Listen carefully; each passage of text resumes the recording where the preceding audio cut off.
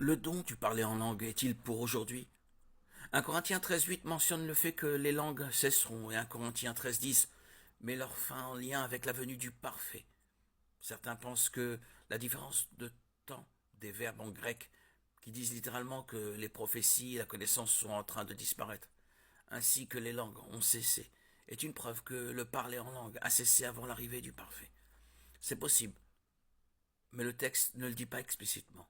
Certains citent aussi des passages comme Ésaïe 28:11 et Joël de 28:29 pour montrer que le parler en langue était un signe de jugement imminent de Dieu.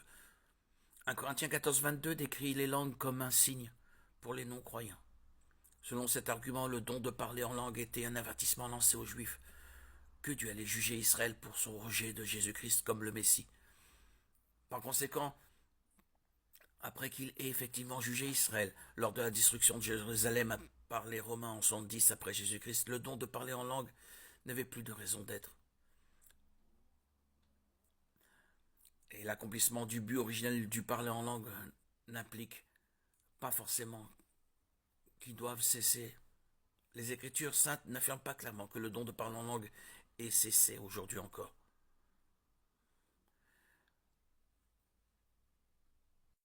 Le temps des verbes en Éphésiens 5:18 indique qu'être rempli de l'Esprit est un processus continu, puisqu'il s'agit d'une exhortation. On comprend aussi qu'il est possible de ne pas être rempli de ou dirigé par l'Esprit. Le reste d'Éphésiens 5 décrit les caractéristiques d'un croyant que l'Esprit a rempli. Dites-vous des psaumes, des hymnes et des cantiques spirituels. Chantez, célébrez de tout votre cœur les louanges du Seigneur. Remerciez constamment Dieu le Père pour tout au nom de notre Seigneur Jésus-Christ. Soumettez-vous les uns aux autres dans la crainte de Dieu. Éphésiens 5, 19, 21. Nous ne sommes pas remplis de l'Esprit parce que nous le sentons, mais parce que c'est le privilège revenant aux chrétiens. Être rempli de ou dirigé par l'Esprit est le résultat de notre obéissance au Seigneur.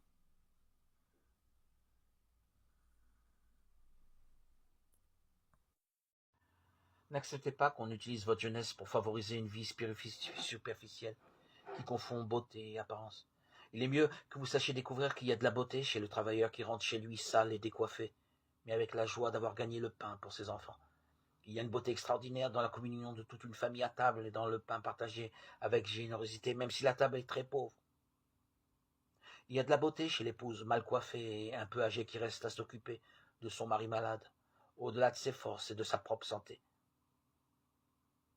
Même si le printemps des fiançailles est passé, il y a de la beauté dans la fidélité des couples qui s'aiment à l'automne de leur vie, et chez ces vieillards qui marchent de pair. Il y a de la beauté au-delà des apparences et de l'esthétique en vogue.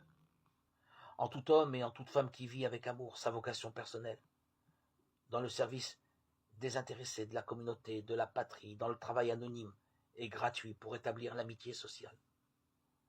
Découvrir, montrer, mettre en avant cette beauté qui ressemble à celle du Christ sur la croix. C'est poser les fondations de la véritable solidarité sociale et de la culture de la rencontre.